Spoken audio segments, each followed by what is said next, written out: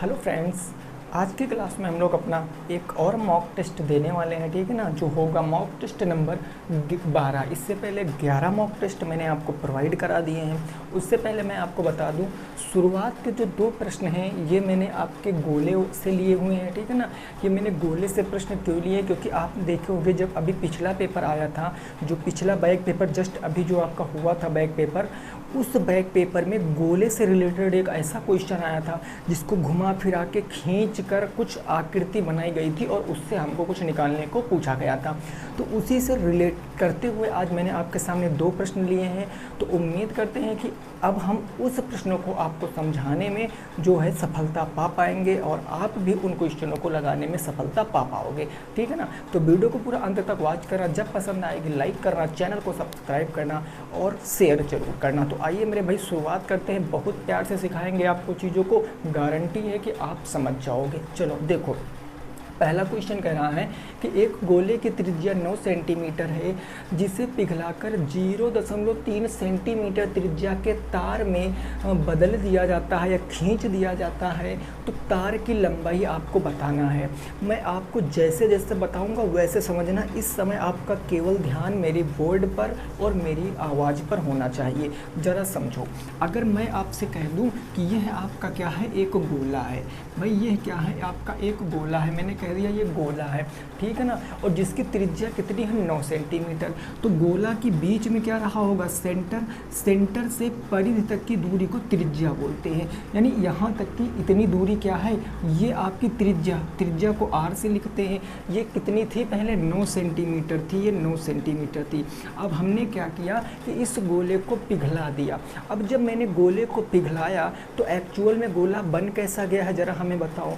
जब हम इस गोले को जब इस गोले को पिघलाएंगे तो गोले के क्या निकालेंगे, आयतन निकालेंगे। यानी जब भी कभी पिघलाने की बात करेगा, इस बात को नोट करना, जब भी कभी पिघलाने की बात करेगा तो पिघलाने का मतलब वो क्या है, आयतन बन जाएगा। वो बिल्कुल एकदम आयतन बन जाएगा। उसको जिस चीज़ में डालोगे उसका शेप वो ले लेगा, ठीक है ना। अब इसको पिघलाकर क्या किया गया, खींच दिया गया। हमने इसको पिघलाया, हमने क्या किया, गोला हमारा ऐसे था, ऐसे गोला था, हमने इसको पिघलाया और पिघलाने के बाद क्या किया, हमने इसको खींच दिया। जब खींच दिया तो हमने एक ऐसे तार बना दी, एक हमने क्या किया, ऐसे तार बना दी। भाई तार ऐसे तो होती है, बस समझना दोस्तों, ठीक है ना। एक हमने ऐसे तार बना दी। अब आप देख पा रहे होंगे कि जो आपका गोला था वो आपका किस में बन गया, ये कौन सी शेप है, इस प्रकार की क्या आकृति होती है, मैंने क्वेश्चन आपको कराए हैं। तो ये क्या है मेरे भाई, आपका बेलन है।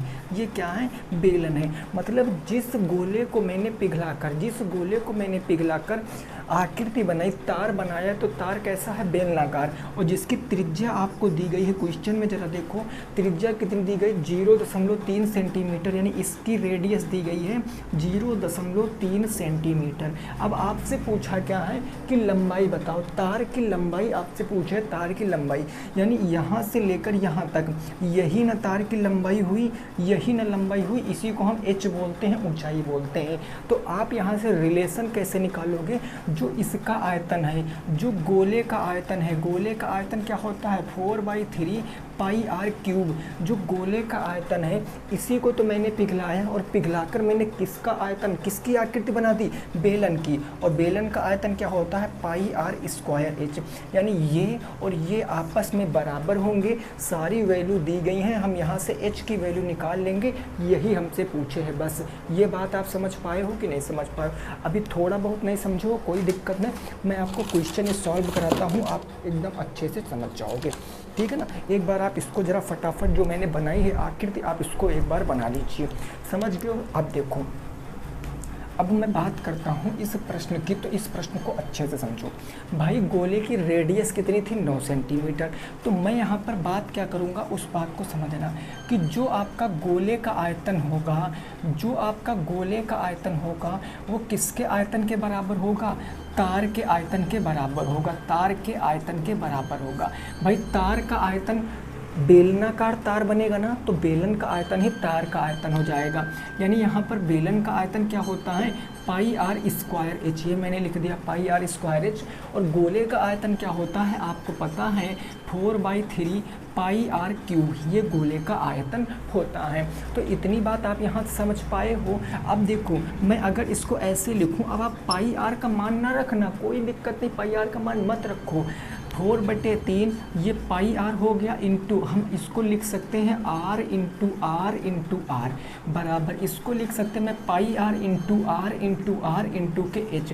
ये मैंने क्यों लिखा ऐसा, ताकि मैं आपको 1 टू पॉइंट मैं आपको समझा सकूं। देखो पाई आर से पाई आर क्या हो गया, ख़त्म हो गया, एक आर से एक आर आपका ख़त्म हो गया, ठीक है ना, और यहाँ से एक आर से एक आर आपका ख़त्म हो गया। क्या मैं आर को काटूँ, ज़रा हमें आप खुद से बताओ। बहुत से लोग यही गलती करते हैं, मैं आपको गलतियां नहीं करने की वो देता हूं कि आप चीज़ों को समझो। जब मैंने आर को काटा, क्या मैं आर को काट सकता हूं? नहीं मेरे भाई, क्यों नहीं काट सकता हूं? क्योंकि आपको पता है यहाँ दोनों रेडियस दी गई है, 0.3 और 9 सेंटीमीटर दोनों रेडियस दी गई। तो कहने का मतलब हम केवल पाई को काटेंगे, हम आर को नहीं काटेंगे। तो इस बात को आप समझ लेना, ठीक है ना। तो यहाँ पर पहले कितनी रेडियस थी, 9, तो ये हो जाएगा 9 का क्यूब, क्योंकि आर क्यूब था, और यहाँ थी 0.3, तो 0.3 का स्क्वायर कर देंगे। बात समझ गए हो कि नहीं समझ गए हो? अब देखो मेरे भाई, ये हो जाएगा 4/3 इंटू 9 की पावर 3 का मतलब 729 बराबर इधर कितना बच गया आपका 0.3 गुणे 0.3 और गुणे में h बच गया। दशमलव में नहीं कैलकुलेशन करना चाहते हो कोई दिक्कत नहीं, बटे एक तो मान ही सकते हो। दशमलव हटाओ 0 बढ़ाओ, दशमलव हटाओ 0 बढ़ाओ, इतनी बात समझ गए। अब इसको हम 3 से काटेंगे, 3 दूनी 6, 3 चौके 12 और कितना हो गया 3 त्रिक्का 9 हो गया। कोई दिक्कत नहीं सर। अब क्या करेंगे, इसको काट दो, इसको 3 त्रिक्का 9, 9 से काटोगे तो 9 त्रिक कितना हो गया, 9 दूनी 18 और 18 6 24 9 सत्ते कितना हो गया 63 हो गया, 9 सत्ते 63 हो गया। अब आपका क्या कुछ यहाँ पर कट रहा है, अब जरा हमें बताओ, कुछ हमें लग रहा आपको कुछ ऐसा जो आपको कट रहा है? आप कहोगे सर यहाँ पर हमारा क्या हो जाएगा 7 चौके 28 के 8 हासिल आ जाएगा 2, 7 4 दूनी 8, 8 2 कितना हो जाएगा 10, 108 और ये 00 यहाँ पर 00 चिपका देंगे। तो ये निकल कर किस में आएगा, सेंटीमीटर में, ये निकल कर आएगा सेंटीमीटर में। लेकिन आप मेरे भाई बातों को समझना, कभी भी जब आप तार बनाओगे तो सेंटीमीटर में नहीं आंसर देना, आपको मीटर में आंसर देना। तो मीटर में आंसर देने के लिए क्या करोगे आप इसको 100 से भाग करा दोगे। भाई इसको आप 100 सेंटीमीटर से भाग करा दोगे तो सेंटीमीटर से सेंटीमीटर खत्म, 2 0 से 2 0 खत्म, उत्तर कितना आ जाएगा 108 मीटर आपका सही जवाब होगा। 108 मीटर क्या हो जाएगा, आपके प्रश्न का सही जवाब हो जाएगा। इस बात को आप समझे कि नहीं समझे, मोस्ट इंपॉर्टेंट क्वेश्चन है और मैंने आपको चीज़ें जिस तरीके से समझाई हैं उस तरीके से समझना। क्या पता आपके पेपर में गोले से संबंधित क्वेश्चन आ जाए, तो ये जो आपके 2-4 दिन बचे हुए हैं इसमें आप इन तरीके के प्रश्नों पर प्रैक्टिस कर लीजिए, ठीक बात ना। समझ गए प्रश्नों को, कितना उत्तर आएगा 108 मीटर आ जाएगा। अगर आप सेंटीमीटर में दे रहे हो तो भी सही है, बट जनरली होता क्या है कि तार की लंबाई को हम कभी सेंटीमीटर में नहीं नापते हैं, इसलिए मैंने यहाँ मीटर में कन्वर्ट कर लिया है। अब आपकी समझ में आ चुका होगा, अगर आ गया है तो नेक्स्ट प्रश्न देखिए और उसको लगाने की कोशिश कीजिए। अगला प्रश्न देखिए और उसको लगाने की आपको कोशिश करना है, ठीक है ना। चलो अगला क्वेश्चन नंबर 2, उसको देखो जरा क्या कह रहा है और समझो। क्वेश्चन नंबर 2 क्या कह रहा है जरा उसको समझो। ये कह रहा है एक गोले, ये गोले है ना, घोले नहीं है, एक गोले का पृष्ठीय क्षेत्रफल 100 पाई आर सेंटीमीटर स्क्वायर है। तो आयतन आपको बताना है। दो चीज़ें आपको दी गई हैं, एक तो आपको दिया गया है यहाँ पर, बताया क्या गया है कि आपसे पूछे हैं कि गोले का आयतन आप हमें बताओ, ये आपसे पूछे हैं, और आपको गोले का पृष्ठीय क्षेत्रफल दिए हैं, गोले का पृष्ठीय क्षेत्रफल। अब अगर आपको फार्मूला पता है कि गोले का पृष्ठीय क्षेत्रफल क्या होता है तो आप वहाँ से आप आसानी से निकाल सकते हो। गोले का पृष्ठीय क्षेत्रफल क्या होता है, मैंने आपको बताया था क्या होता है भाई, आयतन तो हो जाता है आपका 1/3 की बात कर लें तो गोले का पृष्ठीय क्षेत्रफल होता है 4 पाई आर स्क्वायर। इस पॉइंट को नोट कर लेना कि गोले का पृष्ठीय क्षेत्रफल होता है 4 पाई आर स्क्वायर। अब यहाँ से अगर मैं आर की वैल्यू निकालूँ तो आयतन हम निकाल सकते हैं। भाई आपको पता है कि ये 4 पाई आर स्क्वायर किसके बराबर होगा, पृष्ठीय क्षेत्रफल कितना दिया है 100 पाई आर सेंटीमीटर स्क्वायर के बराबर, 100 पाई आर के बराबर। यहाँ से आर निकाल लें, पाई आर से क्या, पाई आर हमारा कट गया ना, पाई आर से पाई आर कट गया, 4 बट्टे में उधर जाएगा गुने में, तो आर स्क्वायर बराबर क्या आएगा 100/4।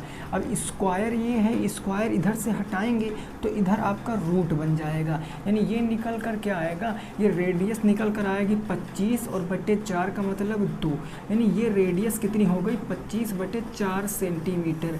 रेडियस निकल कर आ गई 100 का मतलब क्या होता है, 100 का मतलब 10 होता है मेरे भाई, 100 का मतलब 10 हो गया, 100 का मतलब 10 और 4 का मतलब 2, 10/2 सेंटीमीटर। अब आपको आयतन बताना है, तो गोले का आयतन क्या होता है, अभी जस्ट पहले क्वेश्चन में मैंने बताया 4/3 पाई आर क्यूब ये गोले का आयतन होता है। तो पाई आर, अब देखो, अब आपको पाई आर का मान मत रखो क्योंकि पाई आर में दिया गया था, तो पाई आर आप रख दो, पाई आर ही चलने दो।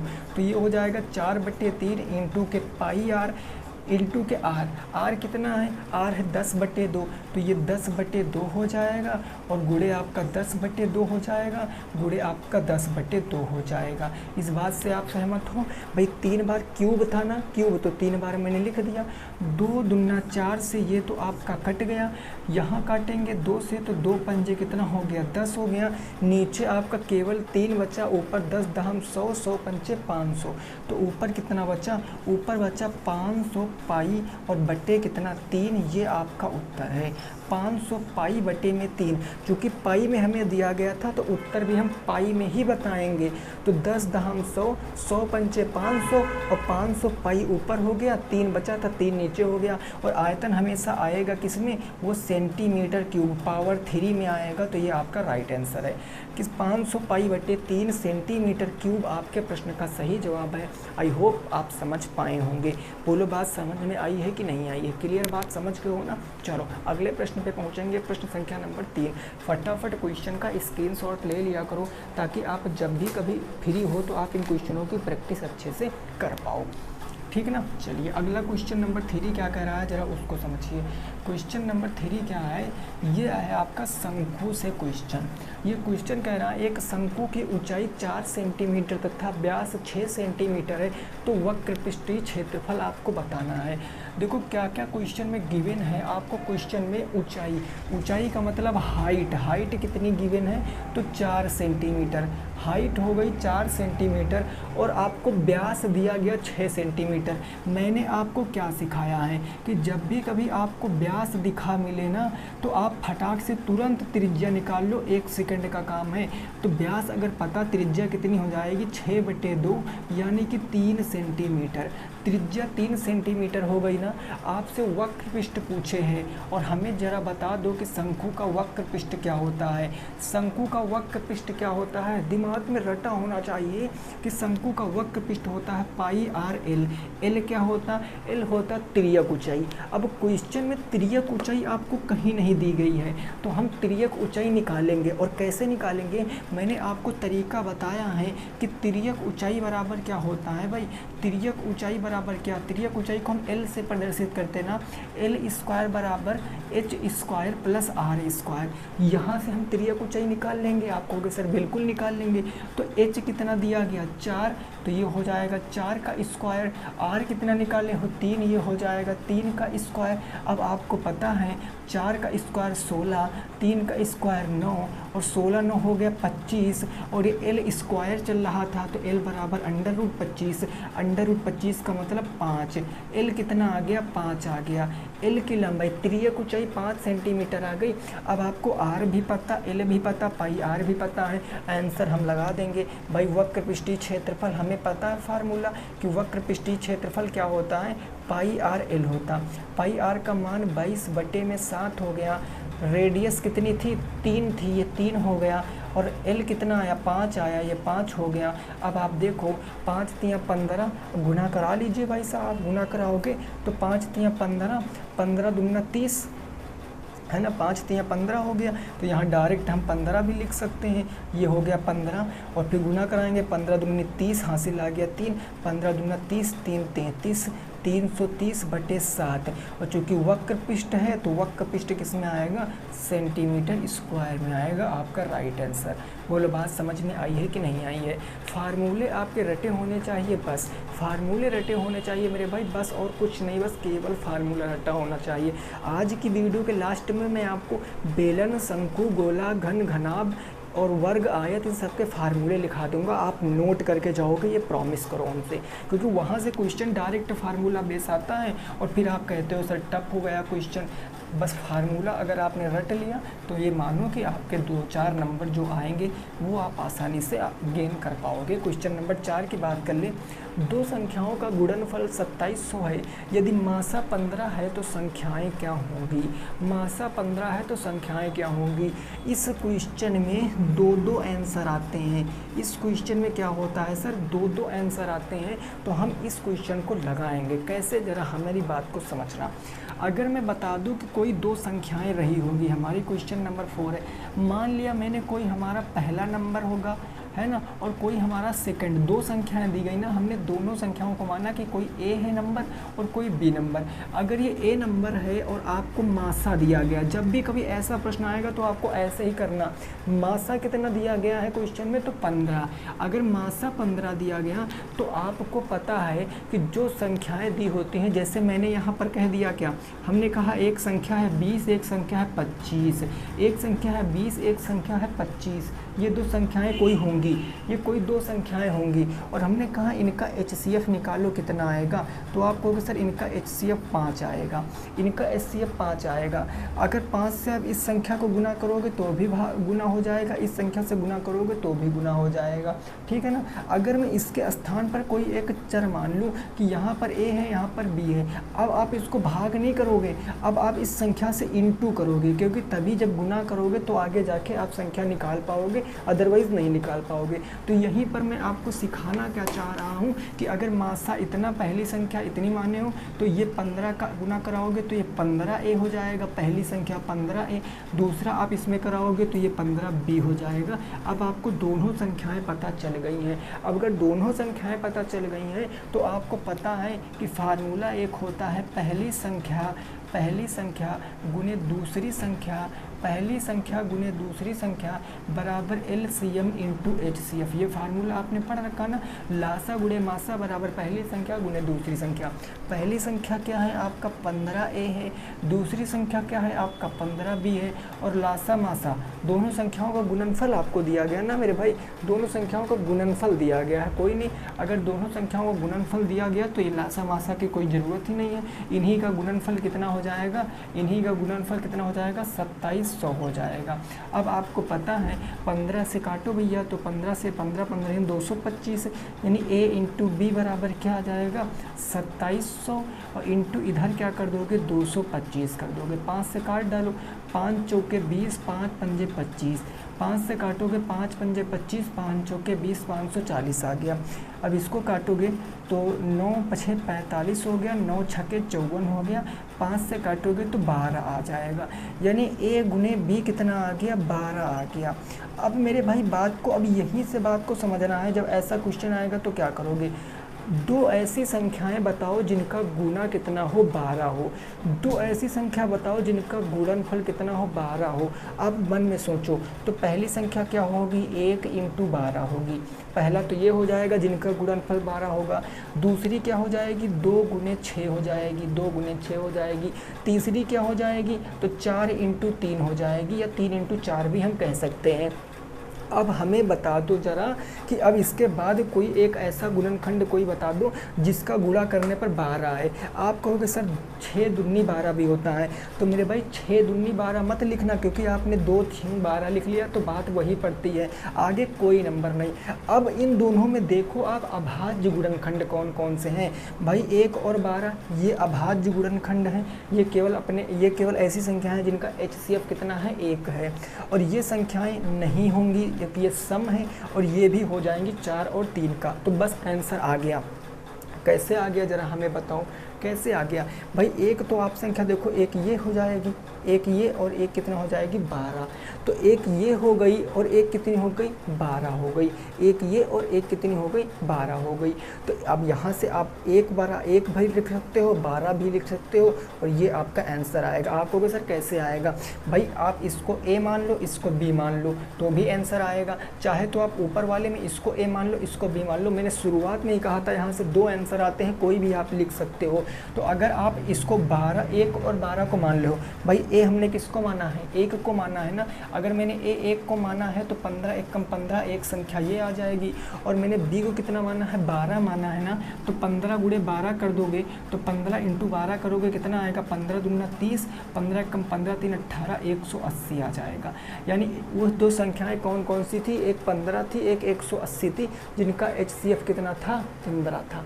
जिनका HCF कितना था? 15 था। भाई 15 से काटोगे 15 1 कम 15 3 बचा, 15 दूना 30, 12 बार कट जाएगा ना। और वहीं आप अगर 4 और 3 रखोगे तो भी आंसर आएगा। मैं आपको समझाना क्या चाह रहा हूँ कि दोनों उत्तर आपके सेम हैं। भाई यहाँ 15A था और यहाँ क्या था? 15B था। अगर आप 15 बराबर 1 रखते हो तो ये 60 आ जाएगा और अगर आप B बराबर 3 रखते हो तो ये 45 आ जाएगा। 60 45 ये भी संख्या आपकी सही है और यह भी संख्या आपकी सही है। तो चाहे तो आप 15 और 180 लिख दो तो भी संख्या सही है, चाहे तो 60 और 45 लिख दो तो भी संख्या सही है। ये होता है प्रॉपर तरीका ऐसे क्वेश्चनों को लगाने का।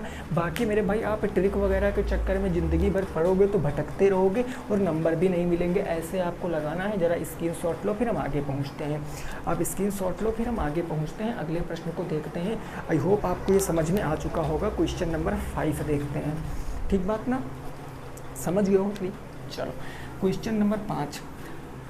क्वेश्चन नंबर 5 क्या है, ज़रा उस बात को समझिए। ये बिल्कुल सिंपल सा क्वेश्चन है, बोर्ड मॉस का रूल फॉलो कराओगे तुरंत आंसर आ जाएगा। ज़रा देखो क्वेश्चन नंबर 5 हमारा क्या है। ये कह रहा है, ये क्या कह रहा है मेरे भाई? ये कह रहा है 5 सही 2/3, 5 सही 2/3। तो आप लिखोगे 5 सही 2/3, उसके बाद गुने 3 सही 1/6, गुने 3 सही 1/6, फिर है आपका प्लस 2 सही 1/3, 2 सही 1/3।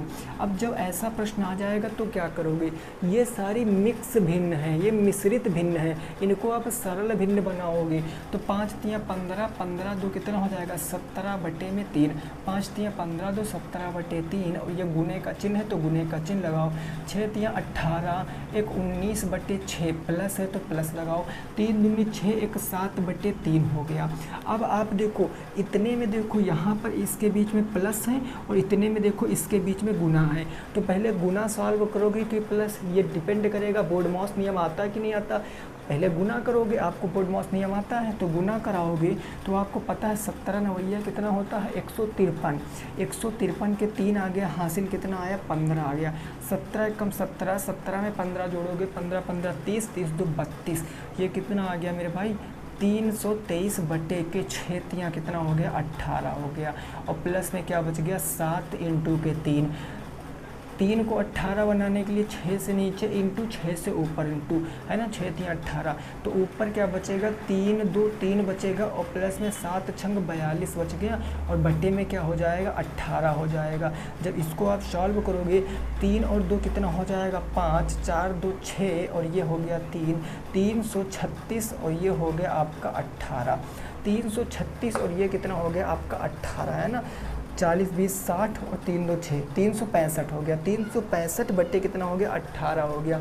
इसको आप सॉल्व कर सकते हो, क्या किसी से कटेगा? बिल्कुल नहीं कटेगा। तो आपका आंसर भी इतना ही आ जाएगा, 365/18। या आप इसको 20 सही 5/18 भी कह सकते हो। जब इसको आप काटोगे तो आप कह सकते हो 18 दूना 36, 20 सही 5/18 भी कह सकते हो। दोनों उत्तर आपके सही हैं, इसमें कोई दो बात नहीं है, ना ही कोई संदेह है। आपका उत्तर बिल्कुल करेक्ट है। नोट कर लो, अगले प्रश्न पे पहुँचते हैं। इसको नोट कर लो, फिर हम अपने अगले प्रश्न पे पहुंचते हैं। प्रश्न संख्या नंबर 6 देखते हैं क्या कह रहा है, उसको भी हम समझ लेते हैं। ठीक है ना, यहाँ तक की बात समझ गए, कोई दिक्कत नहीं। तो इतनी बात थी आपको जो गोला वाला प्रश्न था और ये प्रश्न। अब मेरे भाई दो ऐसे प्रश्न LCM HCF में आते हैं भाषा वाले, जिनको काफ़ी सारे दोस्त हमारे गलत कराते हैं। तो हम उन प्रश्नों को आज आपको सिखाएंगे कि उन प्रश्नों में गलती क्या करते हो, कब आपको रिमाइंडर पहले घटाना पड़ता है, कब आपको रिमाइंडर बाद में घटाना पड़ता है। तो इस चीज़ को आपको समझना है। देखो कैसे, ज़रा मैं आपको बताता हूँ। क्वेश्चन नंबर में 6 की बात कर लूँ तो यह कह रहा है वह छोटी से छोटी संख्या ज्ञात करो। वह छोटी से छोटी ने बड़ी से बड़ी, वह बड़ी से बड़ी संख्या ज्ञात करो। बड़ी से बड़ी संख्या ज्ञात करो जिससे 134, 159, 159, 159, 184, 134, 159, 184 में घटा दें, में भाग दें तो प्रत्येक स्थिति में कितना शेष बचना चाहिए? प्रत्येक स्थिति में 9 शेष बचे। प्रत्येक स्थिति में 9 शेष बचे। अब मेरे भाई आप बात को समझना, बहुत सारे लोग ऐसा प्रश्न गलत करते हैं क्योंकि जल्दबाजी में। हमने आपको एक बात बताई थी जब LCM HCF पढ़ाया था कि जब बड़ी से बड़ी बात करता है तो हमेशा हम HCF निकालते हैं, और जब छोटी से छोटी बात करेगा, जब बड़ी से बड़ी बात करता तो HCF, जब छोटी से छोटी बात करता तो LCM।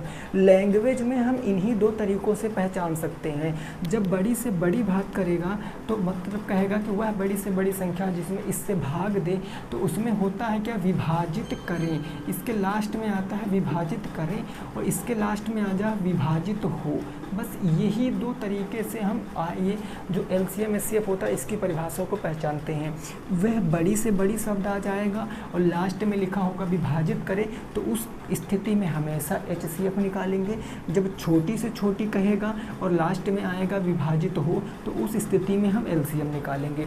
इस क्वेश्चन में कह रहा हुआ बड़ी से बड़ी संख्या ज्ञात करो जिससे 134, 159, 184 में भाग दें, मतलब विभाजित करें, तो कितना शेष? 9 शेष बचना चाहिए। तो इसका मतलब क्या निकालेंगे? HCF निकालेंगे। तो HCF कैसे निकालेंगे? पहले आप देखो, संख्याएं लिखो। कौन कौन सी संख्याएं? 134 है, 134 है संख्या, और कौन सी संख्या? 159 और 184। शेष कितना बचने की बात कर रहा है? 9। जब मासा निकालोगे ना तो शेष बचने की बात कर रहा, तो सबसे पहले आप शेष को घटा दो मासा वाली कंडीशन में। 9 यहाँ घटाओ, 9 यहाँ घटाओ और 9 यहाँ घटाओ। अब सब में 9 घटा दो तो संख्या क्या बचेगी? 14 में से 9 जाएगा तो 5, ये 125 बच जाएगी। यहाँ 150 बच जाएगा। यहाँ कितना बच जाएगा? 14 में से 9 जाएगा, 14 में से 9 जाएगा, 9 5 14, ये 5 बच गया। यहाँ 7, 175। अब आपको जो HCF निकालना है वो 125, 150 और 175 का निकालना है। फटाफट तरीके से निकाल लें। अगर मैं 125 के अभाज्य गुणनखंड करूँगा, 5 से काट देता हूँ, 5 दूनी 10, 5 पंजे 25, फिर काटेंगे 5 पंजे 25 और 5 एकम 5। यहाँ 5 कितनी बार आया? 3 बार, तो 5 की पावर 3 मैंने लिख लिया। अगर मैं 150 को देखूँगा तो 150 क्या होगा? 5 3 15, और ये हो जाएगा 5 छक्के 30, ये हो जाएगा भाई 2 3 6 और 3 एकम 3। यहाँ 5 कितनी बार निकल कर आया? 2 बार, और 3 एक बार निकल कर आया, 2 एक बार निकल कर आया।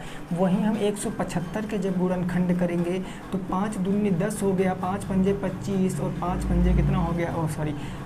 5 3 15, 5 पंजे 25, 5 सत्ते 35 और 7 एकम 7 हो गए। ठीक है ना? 25 सत्ते 175। तो यहाँ से निकल कर आया 5 की पावर 2, 7 की पावर 1। आपको पता है कि HCF में सबसे छोटी घात लेते हैं। सबसे छोटी घात क्या? 5 की घात 3, 5 की घात 2, 5 की घात 2। सबसे छोटी घात 5 की घात 2, और 5 की घात 2 का मतलब कितना? 25 आपका सही उत्तर है।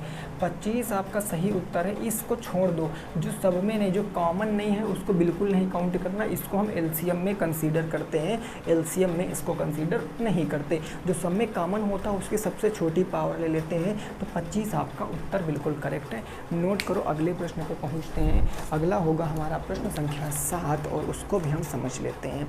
ठीक है ना? अगला प्रश्न संख्या 7 है, ज़रा उसको समझिए क्या कह रहा है, अच्छे से आपको समझना है। क्वेश्चन नंबर 7, देखिए मेरे भाई, ज़्यादा ना तो आपको ज़्यादा टफ पढ़ना है, ना तो ज़्यादा आपको आसान पढ़ना है। आपको ऐसी तैयारी करनी है कि आप ना हर प्रकार का क्वेश्चन लगा लो, और ये तभी पॉसिबल होगा। देखो जो ज़्यादा टफ पढ़ा करते हैं ना, जिनको लगता है कि बहुत इजी पे पढ़ा रहा हूँ, ये है वो फलाना ढिमका, वही गलती करते हैं मेरे भाई, जो एकदम सत्यता बात है, एकदम सत्य बात है। तो क्वेश्चन नंबर 7 हमारा क्या कह रहा है, ये कह रहा है एल प्लस एम का होल स्क्वायर, फिर हम एल माइनस एम का होल स्क्वायर। इस क्वेश्चन को सॉल्व करना है आपको, इस क्वेश्चन को सॉल्व करना है। अब इस क्वेश्चन को सर हम कैसे सॉल्व कर लें, आप कुछ हमें आइडिया बताओगे? मैं कहा हाँ देखो कैसे। एक सरसंख्या मैंने आपको पढ़ाया है कि ए स्क्वायर माइनस बी स्क्वायर क्या होता है, एक ब्रैकेट में ए प्लस बी, एक ब्रैकेट में ए माइनस के बी, ये होता है। भाई देखो यहाँ पर ये, अगर मैं इसको देखो कितने पद हैं यहाँ पर, एक पद ये है इस हिसाब से, एक पद ये है। अगर मैं इसको ए मानूँ, इसको बी मानूँ, पावर 2 है तो पावर 2 बीच में माइनस, तो देखो क्या इस फॉर्म में कुछ बन रहा है ना, इस फॉर्म में कुछ बन रहा, आपको कैसे बिल्कुल बन रहा। तो जब इस फॉर्म में बन रहा तो इसको हम एक बार प्लस में लिख लें, एक बार माइनस में लिख लें, तो यही चीज़ यहाँ से क्या निकल कर आएगी। आप यहाँ पर लिख भी सकते हो, अगर लिखना चाहो तो एक किस लगा रहे हो, ए स्क्वायर माइनस बी स्क्वायर बराबर ए प्लस के बी और ए माइनस के बी। आप ऐसे मैंने मेंशन कर दिया ताकि आप समझ जाओ। एक बार प्लस में लिखेंगे तो एल प्लस के एम, ठीक है ना, एल प्लस के एम हो गया, और फिर हम प्लस करेंगे किससे, प्लस करेंगे क्या है, एल माइनस के एम, ये हमारा एक ब्रैकेट में निकल कर आ गया।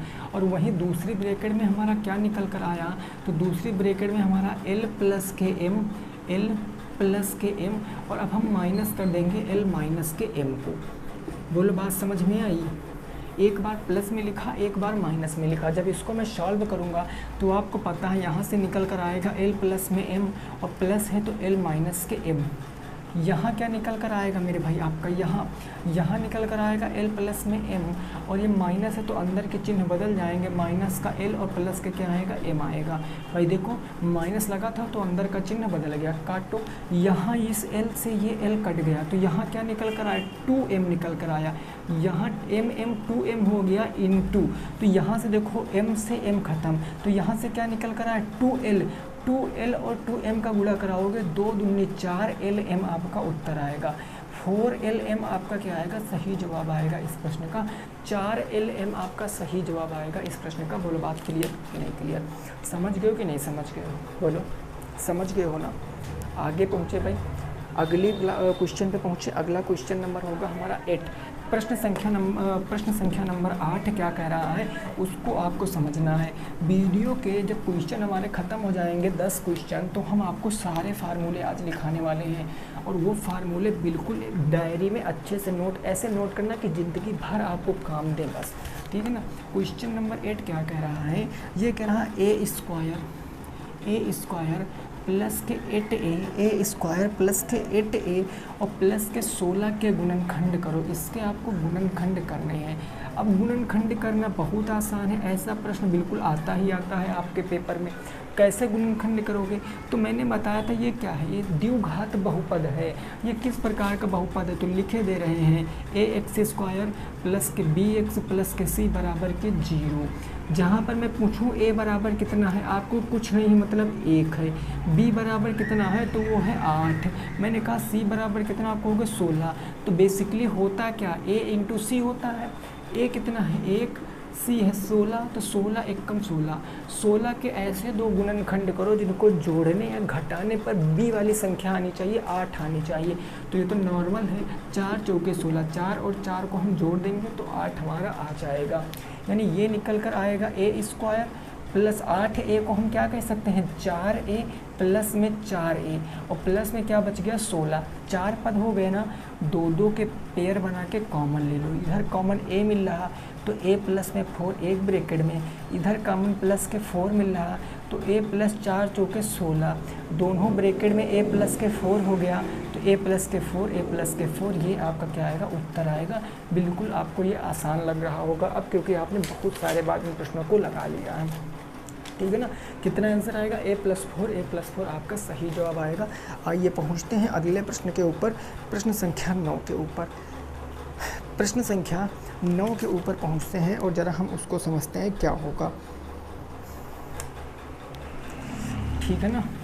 क्वेश्चन नंबर 9 की बात कर लेते हैं, क्या कह रहा है ज़रा उसको समझो मेरे भाई।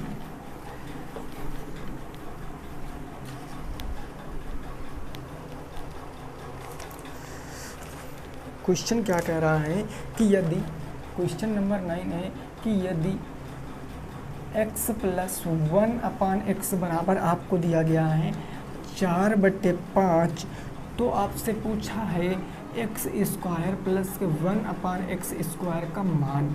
ये प्रश्न आपसे जानने की कोशिश कर रहा है कि इसका मान क्या होगा, इसका मान क्या होगा, ये जानने की कोशिश कर रहा है।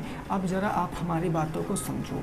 अब आपको क्या करना है, यहाँ पर कुछ ना करिए, आप इस चीज़ को इस फॉर्म में तोड़ लीजिए बस। तो इस फॉर्म में तोड़ोगे तो x प्लस के 1/x का होल स्क्वायर, यानी a प्लस बी का होल स्क्वायर बन गया। तो ये x स्क्वायर प्लस के 1/x² प्लस के 2 इंटू ए बी होता है, ये 1/x, x से x ख़त्म। यहाँ कितने रखेंगे, यहाँ रखेंगे 4/5 का स्क्वायर, तो 4/5 का स्क्वायर बराबर ये बच गया x² प्लस के 1/x² प्लस में 2, 4 का स्क्वायर 16, 5 का स्क्वायर 25 हो गया। 2 प्लस में इधर ले आएंगे, माइनस में 2 हो गया, और बराबर क्या हो गया x² प्लस के 1/x²। 25 दूना 50, तो ऊपर हो जाएगा 16 माइनस के 50 बटे के 25 बराबर के क्या बचेगा x² प्लस के 1/x²। 50 में 16 जाएगा, 16 4 20 हो गया, 30 20 50 माइनस के 34/25 आपके प्रश्न का सही जवाब। माइनस के 34/25 आपके प्रश्न का सही जवाब है। 34 6 40 10 50 माइनस के 34 डिवाइडेड बाई 25 सही जवाब है। नोट करो मेरे भाई, अगले प्रश्न पे पहुंचते हैं। अगला होगा प्रश्न संख्या नंबर 10। क्वेश्चन नंबर 10 क्या है ज़रा उसको भी हम समझ लेते हैं। फिर हम अब क्वेश्चन नंबर 10 के बाद जितने फार्मूले इम्पॉर्टेंट हैं, जितने भी फार्मूले इम्पॉर्टेंट हैं, वो सारे फार्मूले मैं आपको बताने वाला हूँ और उसको अच्छे से आपको नोट करना है, ठीक है ना।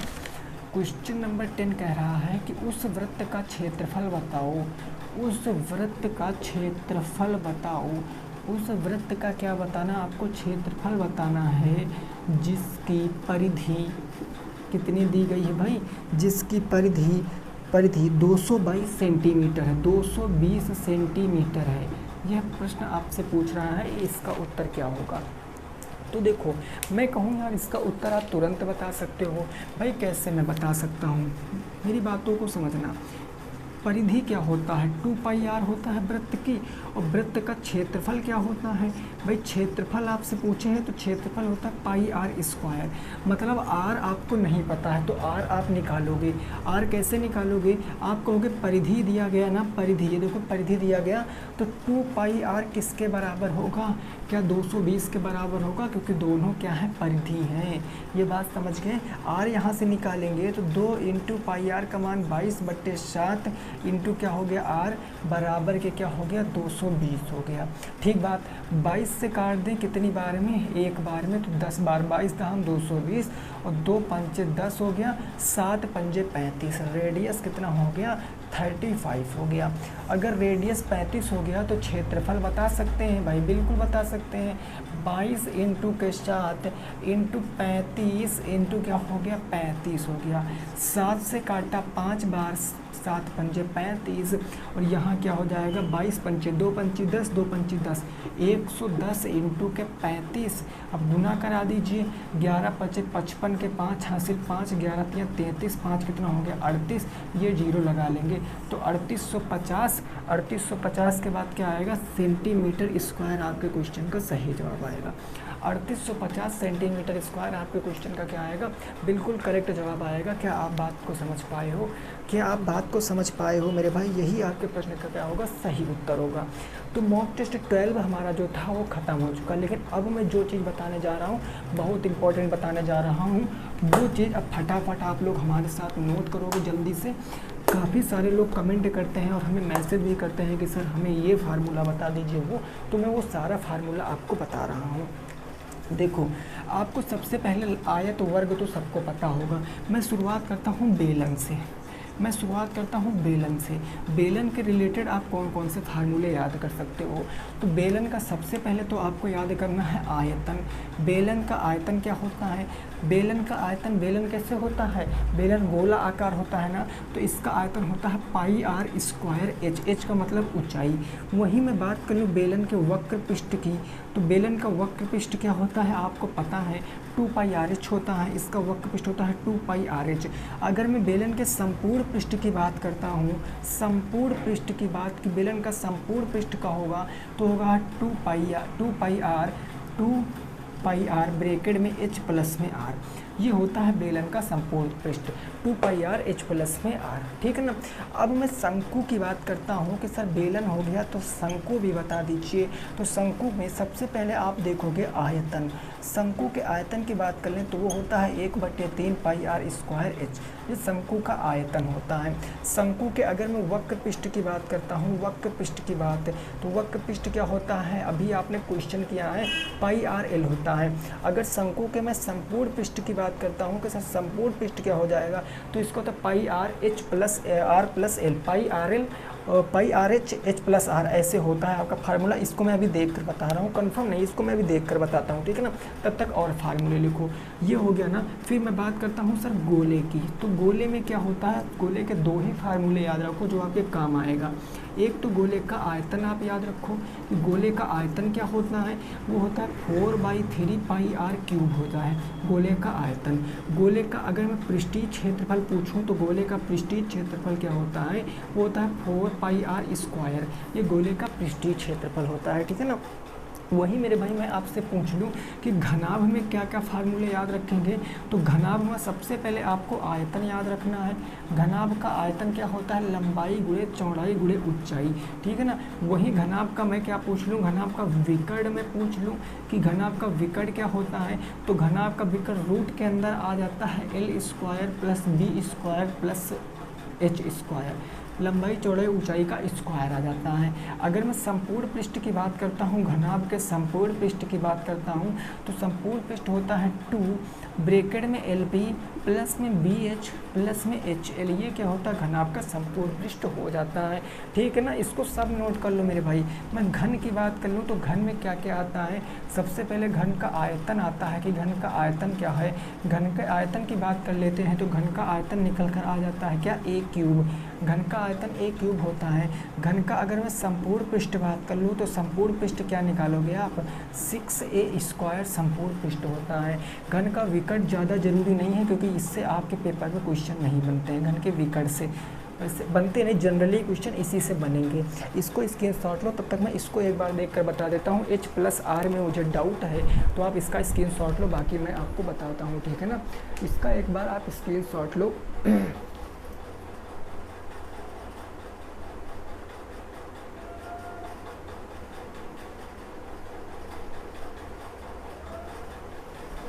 चलो देखो, ये जो संपूर्ण पृष्ठ है ये होता है मेरे भाई पाई आर एल प्लस आर। ये आपका संपूर्ण पृष्ठ होता है, ठीक है ना, पाई आर करके।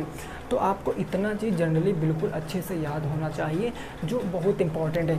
इस पर बेस्ड जिस पिछले साल वही क्वेश्चन लगा पाए होंगे जिसको फार्मूला पता था, और ये फार्मूला तो बिल्कुल ये और आयतन इसके बेलन के याद रखो और इसका शंकु का। जनरली आपको आयतन तो बिल्कुल याद होना चाहिए, वॉल्यूम का फार्मूला तो बिल्कुल याद होना चाहिए। बाकी संपूर्ण पृष्ठ वक्र पृष्ठ अगर भूल भी जा रहे हो तो कोई दिक्कत नहीं, आपको आयतन जरूर, क्योंकि डायरेक्ट वैल्यू देगा आयतन पूछ लेगा।